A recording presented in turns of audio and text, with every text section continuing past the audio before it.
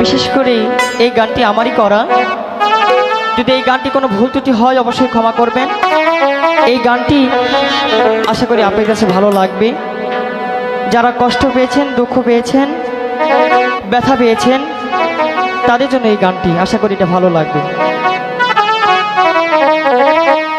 জালাম দিশিনা রে ইয়ে বেশি জালাম দিলে মফি যাব মোরে রে ওরে জালাম দিশিনা রে ইয়ে বেশি জালাম দিলে মফি যাব মোরে রে